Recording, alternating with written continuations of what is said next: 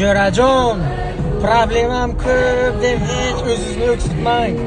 Mashinam yo'q, uyim yo'q yoki masalan ishim yo'q deb hech qachon o'zingizni o'ksitmang. Bu narsalardan qutulishning bitta sirini aytaman sizga. Astagfirulloh va atubu ilayh. 40 ming marta ayting. Shuning uchun bir katta kuch ekan, shunaqa bir katta kuch ekan, avvalo yaratganning o'zidan so'rang, xohlagan narsangizni olasiz. Lekin 40 ming marta ana shu istiqorni aytsangiz bo'lku, tezroq erishasiz. Jo'rajonim, zerikmang. Hali hammasi zo'r bo'ladi. Albatta siz kutgan o'sha kundan keladi.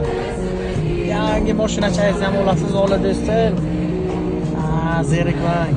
Mayli.